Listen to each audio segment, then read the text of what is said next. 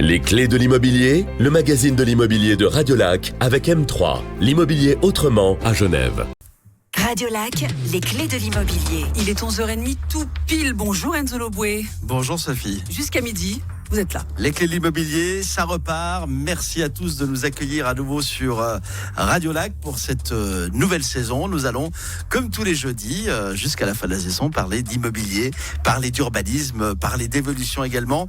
Et pour redémarrer la saison, eh bien, nous recevons l'une des personnes concernées, même très concernées, par tous ces changements, par toutes ces évolutions, par même certaines fois, il m'arrive de dire mutation. Nous recevons le président du Conseil d'État genevois et conseiller d'État en charge du département du territoire, Antonio Hodgers. Antonio, bonjour. Bonjour Enzo. Merci d'être avec nous aujourd'hui sur Radiolac, après avoir passé, j'espère, un peu de vacances quand même. Oui, un peu. On se pose la question, est-ce que les conseillers d'État ont le temps quand même de vraiment partir en vacances ? On peut partir, mais on ne peut pas déconnecter. C'est-à-dire que je reste comme président joignable 24 heures sur 24. Et le Conseil d'État a un système de permanence, c'est-à-dire qu'il y a au moins toujours un conseiller d'État à au maximum 2 heures autour de Genève. C'est pas forcément à Genève, on peut se déplacer, on peut être en Somme, soit dans le Valais, soit en France voisine, mais il y a une permanence en cas évidemment de situation d'urgence. L'État fonctionne 24 heures sur 24. Et sans vouloir rentrer dans la vie privée, mais quelles sont les activités d'un conseiller d'État en vacances ?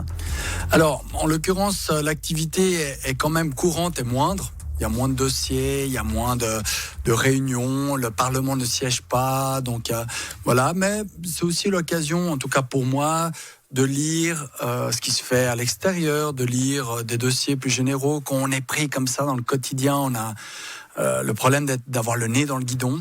Et pendant les vacances, c'est une occasion justement de lire plus de ce qui se fait ailleurs, de sortir un petit peu justement de son quotidien, de cette matière qui absorbe beaucoup, mais qui parfois fait qu'on perd un peu cette vision à long terme qu'on doit toujours garder comme gouvernement.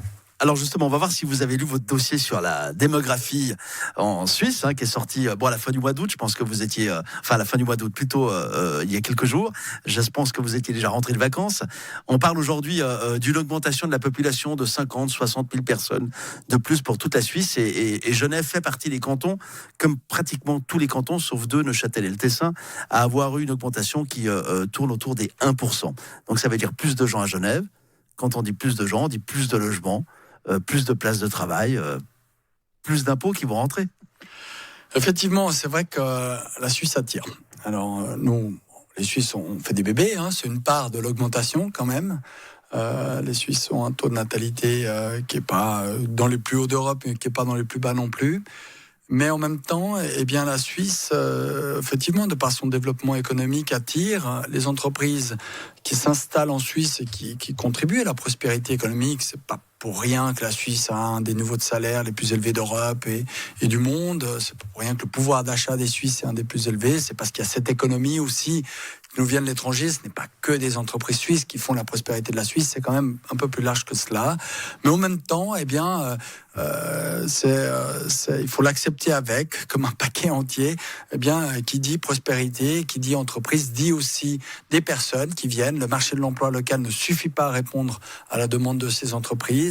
Et qui dit des personnes qui viennent travailler en Suisse, dit besoin de logement, besoin d'infrastructures, besoin de crèches, besoin d'écoles, besoin de parcs, besoin de beaucoup de choses, de transport. Besoin de transport, de beaucoup de choses, d'infrastructures publiques, comme on dit, c'est-à-dire qui permettent de maintenir une qualité de vie. Et on est pris là-dedans, et les Genevois, les Genevoises le savent très bien. Genève attire énormément. On est pris quand même dans cette spirale de la croissance et aussi parfois de l'aspect négatif de la croissance. On devrait en parler. Alors, avant de parler vraiment d'immobilier, quand on parle de plus ou moins 1% d'augmentation de population pour le canton de Genève, on parle tout de suite de plusieurs milliers de personnes qui sont arrivées dans le canton. Et puis cette année, c'est une année importante pour le Conseil d'État qui dirige maintenant le canton depuis un peu plus d'une année. C'est la votation RFFA, parce que cette votation a été acceptée autant au niveau suisse qu'au niveau cantonal, et cette votation va également attirer du monde.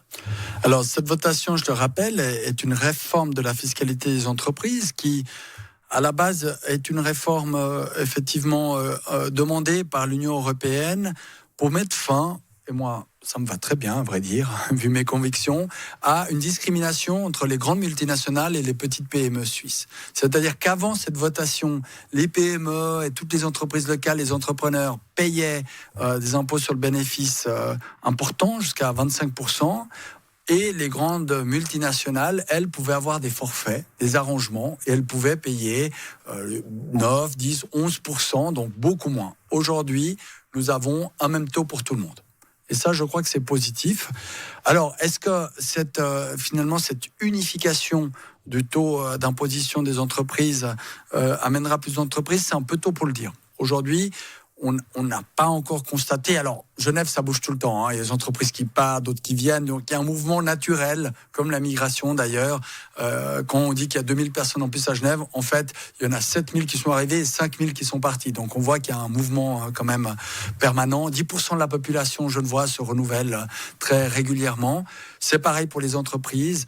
Suite à cette votation, ce qui est positif, c'est que les entreprises qui sont déjà ici et qui menaçaient de partir, si on échouait, elles vont rester. Elles ont dit qu'elles ont confiance. Elles remercient les Genevoises et les Genevois.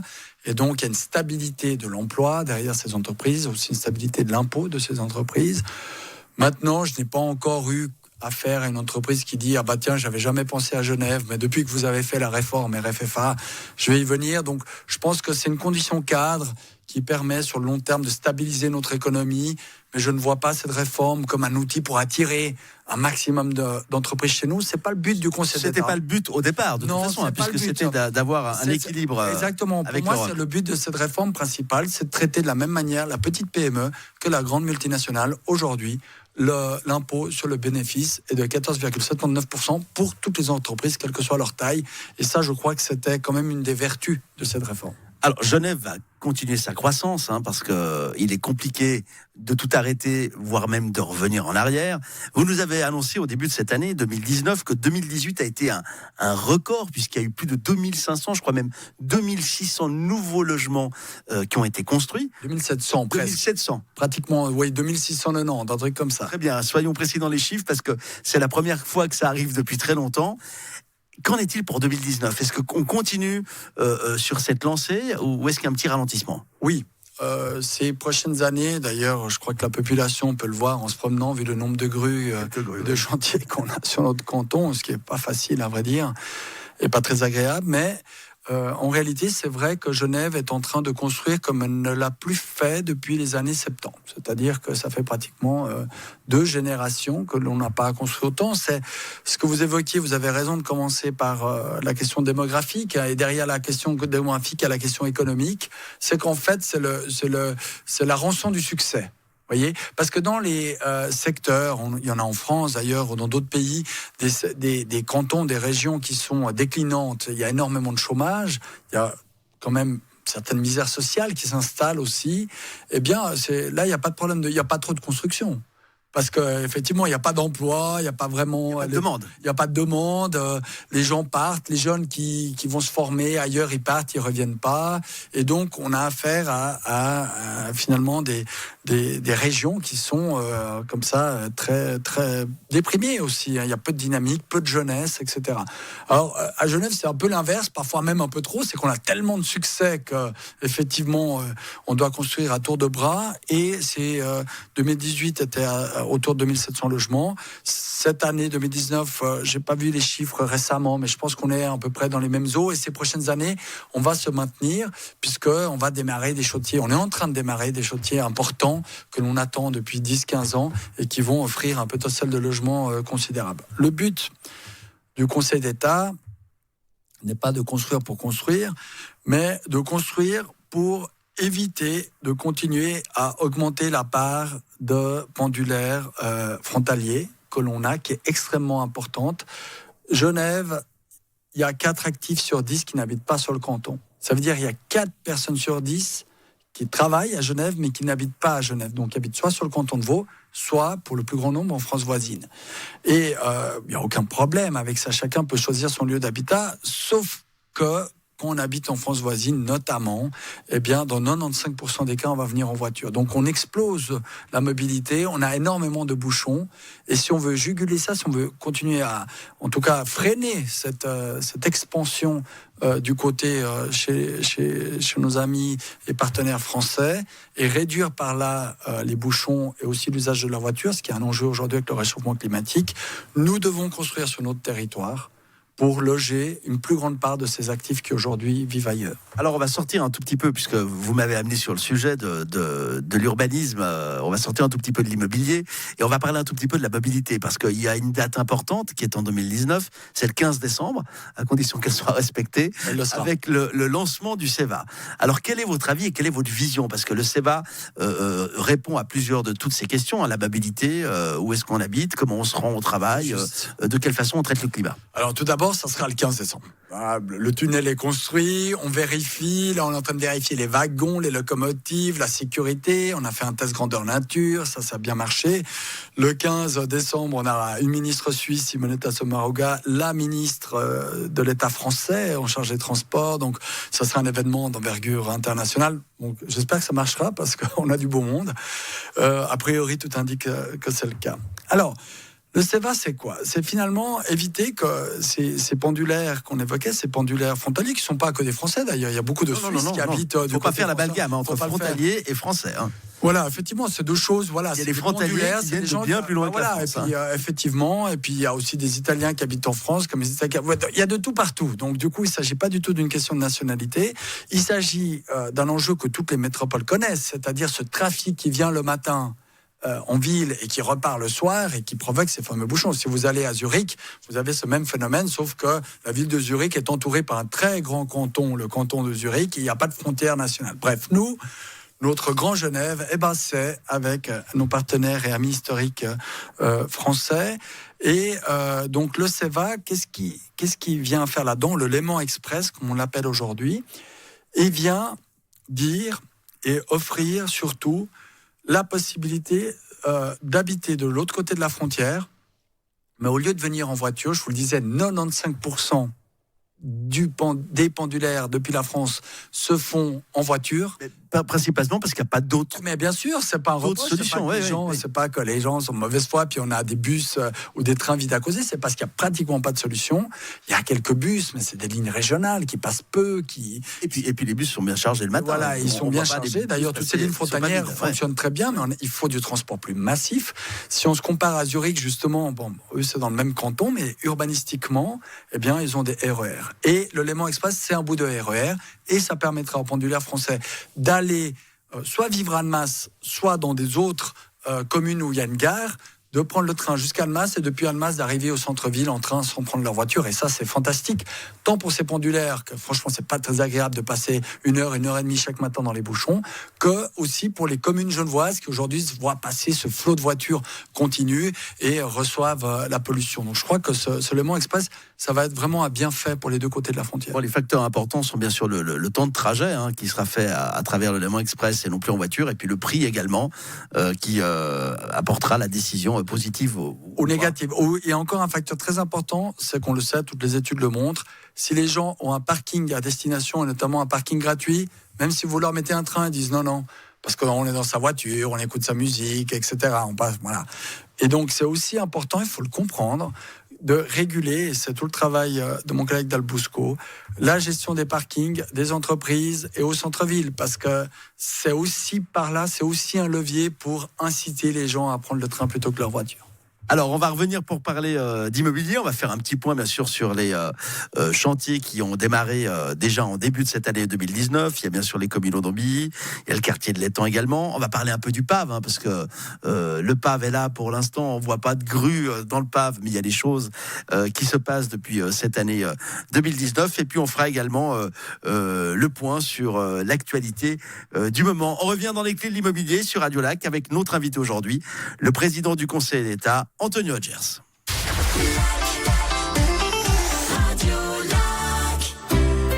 Les clés de l'immobilier, le magazine de l'immobilier de Radio Lac avec M3, l'immobilier autrement à Genève. Retrouvez toutes nos offres immobilières sur m-3.com. Du 20 au 22 septembre, la 3e édition de la Lever Cup débarque à Genève. Une confrontation européenne face à la Team World, avec les meilleurs joueurs de tennis du monde. Cette semaine, écoutez Radiolac et tentez de retrouver 2 fois par jour la BMW X2 de chez Facility Automobile et remportez vos précieux sésames pour la 3e édition de la Lever Cup à Palexpo Genève. Le Radio Stop Lever Cup, c'est cette semaine avec le BMW X2 de chez Facility Automobile, votre partenaire BMW à Genève-Mérin et Glanvic. Il te manque quelque chose ? Peut-être un... ou une...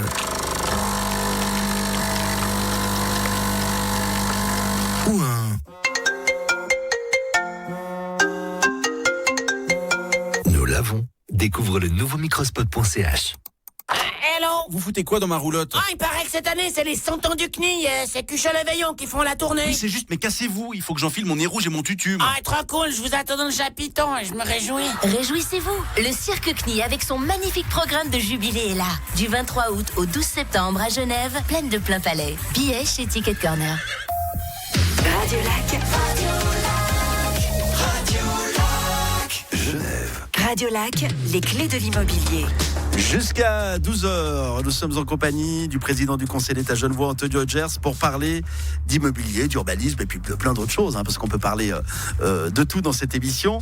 Antonio Hodgers, on a parlé du CEVA, enfin du Léman Express, on a parlé de mobilité, on a parlé également des votations sur le RFFA et puis de la démographie. Maintenant, on va revenir un tout petit peu à l'immobilier. Comment ça se passe, ces nouvelles constructions? Est-ce que vous avez, vous, un retour sur ce qui se passe aux communaux d'Ambilly, sur ce qui se passe au quartier de l'Étang? Est-ce que tout avance normalement?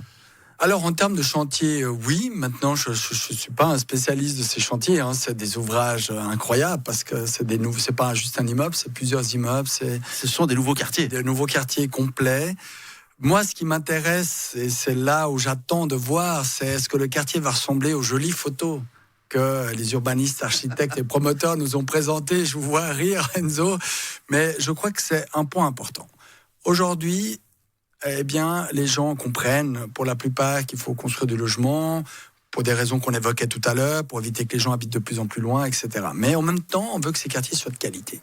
La qualité, c'est bien sûr les appartements, qui soient agréables pour les futurs locataires, mais c'est aussi l'espace public.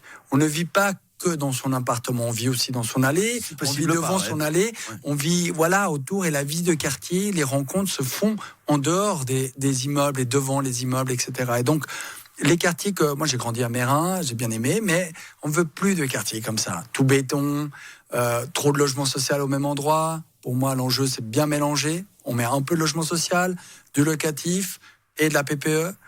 Donc un peu les 3 grandes catégories, et puis bien sûr de la nature en ville, des espaces verts. Les gens le demandent aujourd'hui avec le réchauffement climatique. Les villes, notre canton devient de plus en plus chaud, il faut le dire, ça se sent déjà, il y a des moments de chaleur, et donc on doit avoir ces espaces aussi de délassement, de qualité, et donc j'attends impatiemment de voir ces résultats pour de vrai. On le sait, au Verger, ça commence à venir. Le communaux d'Ambilly et à l'Étang, c'est encore un peu tôt pour le dire, mais pour moi ça va être ça l'enjeu de ces prochaines années. On fait beaucoup de logements, c'est bien, je pense que c'était nécessaire pour les raisons évoquées, mais maintenant l'axe le plus important c'est la qualité, c'est-à-dire qu'on doit répondre aux impératifs de qualité tant dans les logements eux-mêmes que dans l'espace public et l'espace partagé qu'il y a autour. Là, récemment, on a dû, c'est un crève-cœur, détruire des arbres centenaires pour le quartier des Allières, qui est un vieux projet, justement. Et je pense que ce projet, justement, alors il a été fait une dizaine d'années. Vous en avez parlé à tort à travers. Vous avez dit, moi, j'étais pas là à l'époque où ça a été décidé. Si vous aviez été là, vous auriez fait les choses un peu autrement. Mais vous auriez fait quoi de différent? J'aurais mis moins de logements et préservé plus la villa et d'espaces verts. Pourquoi vous dites, j'en ai parlé à tort à travers? Je pense que ce projet, quand bien même il est à côté de la gare, a fait l'objet d'une vision, comme on l'avait à l'époque, relativement standard, assez axée sur le béton, avec peu de considération sur le patrimoine naturel, voire le patrimoine bâti. Quand bien même on a sauvé certaines villas de maîtres, mais pas celle du jeu de l'Arc. Donc oui, aujourd'hui, j'ai d'autres projets qui ont été orientés autrement. Malheureusement, les décisions... Elles étaient prises. Elles étaient prises et validées juridiquement. C'est-à-dire que ce que j'ai expliqué aux gens, je suis conseiller d'État. Vous auriez dû attaquer l'État, c'est ça? J'aurais dû attaquer l'État et surtout les propriétaires auraient demandé des indemnisations à coût de dizaines, voire de centaines de millions, puisque les droits à bâtir avaient d'ores et déjà été octroyés.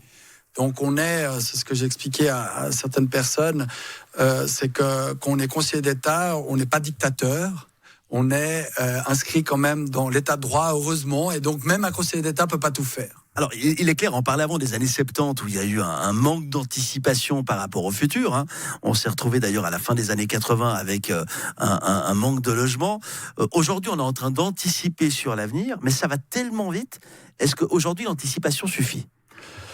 C'est une très bonne question, Enzo, parce que je pense que l'économie privée, de part, surtout à Genève, qui est très ouverte sur le monde, eh bien, pour le meilleur, pour le pire, vous pouvez avoir une décision chinoise qui impacte l'économie genevoise, comme les décisions, la guerre commerciale entre Trump et la Chine impacte, ou le Brexit a eu des impacts plutôt positif pour l'instant en tout cas. Donc les gens, des entreprises britanniques qui viennent chez nous. Donc notre économie est quand même très dépendante de ce qui se passe ailleurs. Donc en l'occurrence, il n'y a pas de volonté politique, on doit gérer. Et quand elle va bien très vite. Et là, c'est vrai que les infrastructures publiques ne suivent pas le même rythme. Il faut 10 ans, 15 ans pour construire un quartier. Il faut 20 ans pour construire une infrastructure de transport public. Le Léman Express, le CEVA, la convention a été signée en 1912. Il a fallu un siècle bon, là, on peut pour aller matérialiser. plus vite. Bon, il y a eu 2 guerres mondiales entre deux. Mais vous voyez, les temps de l'aménagement, et c'est typiquement ce qui s'est passé aux Allières, c'est des choses qui ont été prises, des décisions il y a 10 ans, on n'était pas aussi sensible aux questions environnementales, à la nature en ville, aux questions climatiques. Et donc, il y a eu un consensus. Tous les partis politiques ont voté les Allières, y compris ceux qui viennent râler aujourd'hui. Ils ont validé tout cela. Donc, mais on se rend compte que voilà, les périodes changent, mais les temps de l'aménagement, eux, c'est vrai, sont assez lents. Mais vous pouvez dire aujourd'hui que les prochains quartiers, pas celui-ci, mais les quartiers qui vont voir le jour un peu plus tard ou pour lesquels les autorisations ont été données il n'y a pas si longtemps, se verront une image différente. C'est-à-dire on va vraiment voir de la verdure, on va vraiment voir des parcs, on va donner une importance à la qualité extérieure. Oui, plus du moins. Après, c'est une question de goût. Certains opposants ils disent moi, si c'est pas une villa avec son petit jardin, j'aime pas. Donc, bon, si vous aimez pas les immeubles, c'est foutu parce qu'il y aura quand même des immeubles. Voilà. Non, mais dans les immeubles, on peut y mettre un peu de verdure. On peut y mettre un peu de verdure. Et après, c'est des questions d'équilibre. Ça dépend. Par exemple, je sais pas, tout le monde là, notre vieille ville est classé patrimoine, mais excusez-moi, il n'y a pas d'arbres ou pas de verdure pratiquement, parce que c'est comme ça qu'on faisait la ville au Moyen-Âge, vous voyez. Autour de la vieille ville, mais pas à l'intérieur. Pas à l'intérieur. Alors après, il y aura des grands parcs. C'est comme au Pave, on va construire un grand parc de 6 hectares, c'est la même taille que le parc des Bastions. Donc je pense qu'il faut trouver un équilibre. Le béton, on en a besoin, sincèrement. On dit que c'est pas très beau, mais je doute que chacun veuille chausser ses bottes comme des bons paysans quand il sort de chez lui pour aller mettre les pieds dans la boue au mois de novembre, parce qu'on n'aura pas mis du béton, mais on aura laissé de la pleine terre, et puis il n'y a pas de trottoir. Vous voyez, je pense que voilà, les gens disent j'aime pas le béton, mais en même temps, chacun aime bien vivre dans le confort aussi, et la propreté que permet l'asphalte, que permet les voitures. On va pas remettre des chars avec des grandes roues et des chevaux. Les voitures roulent aussi, donc... Et il y en aura toujours. Peut-être un peu moins, mais il y en aura toujours. Moi, je suis pour qu'il y en ait moins, mais souvent, les gens qui s'opposent aux constructions, ils viennent toujours en voiture. Je leur dis, bon, écoutez, peut-être diminuer déjà l'usage de votre voiture avant de critiquer l'avènement des nouveaux logements. Mais là, oui, les futurs quartiers, je l'espère, mais là encore, vous savez, il faut être modeste dans sa fonction de conseiller d'État. On vote les plans localisés de quartier, c'est des grandes images, des grandes lignes directrices. Après, la concrétisation, l'aspect fin, et notamment, là, il y a tel arbre, tel cordon boisé, telle pelouse, etc. Tout ça est beaucoup de la responsabilité, soit du promoteur en partie, soit de la commune, puisqu'il s'agit de domaine public communal. Et donc, l'État a un regard là-dessus, mais je pense aujourd'hui, plus qu'hier, que vraiment la qualité d'un quartier se joue dans ses détails, dans ses finitions. Et c'est ces finitions que collectivement, les acteurs de la construction ne doivent pas bâcler. Alors justement, pour ce grand quartier, qui sera probablement le plus grand quartier jamais construit à Genève depuis le siècle dernier, voire même en Suisse, qui est le Pave, on en est où? Parce qu'aujourd'hui, ça bouge pas beaucoup. Si. Visuellement parlant. Non, visuellement pas, mais en réalité, on y est presque. Parce que là... Je crois que cette année était la dernière année de l'école de recrue sur les Vernets. Moi, j'ai fait mon école de recrue là-bas, donc privilégié alors, parce que moi, je suis allé dans le Jura.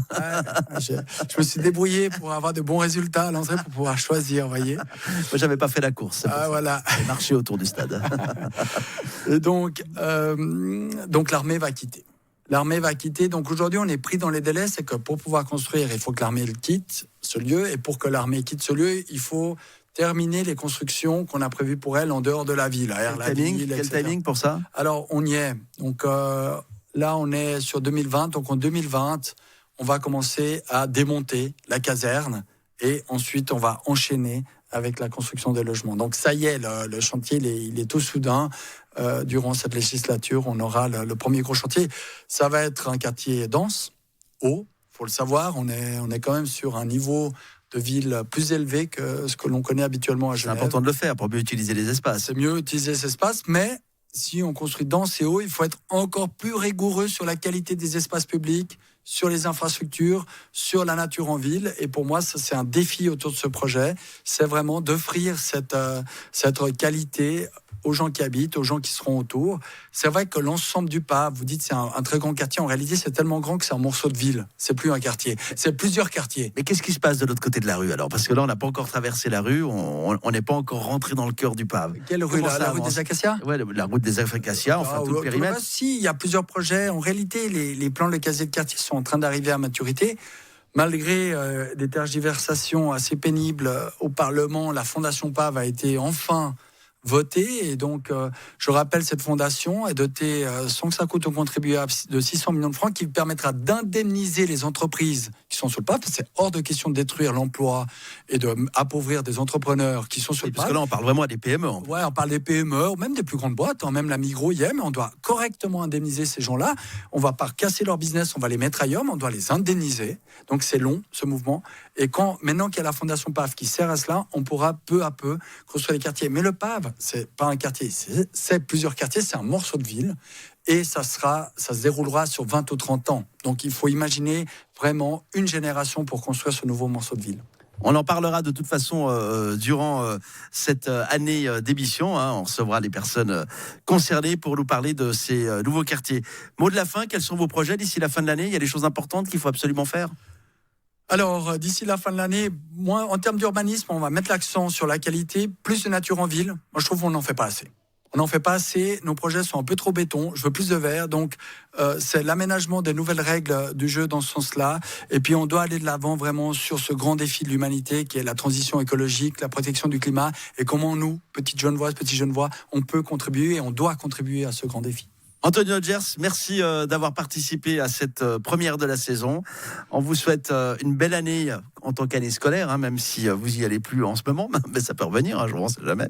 Et puis on vous souhaite également une bonne rentrée. Bien sûr, on se retrouve jeudi, non pas jeudi prochain, parce que jeudi prochain c'est le Jeune Genevois, donc on se retrouve dans 15 jours avec nos prochains invités sur Radio Lac pour les clés de l'immobilier. Merci et bon appétit. C'était Les Clés de l'Immobilier, le magazine de l'immobilier de Radio Lac avec M3, vente d'appartements et maisons à Genève. Retrouvez toutes nos offres immobilières sur m-3.com.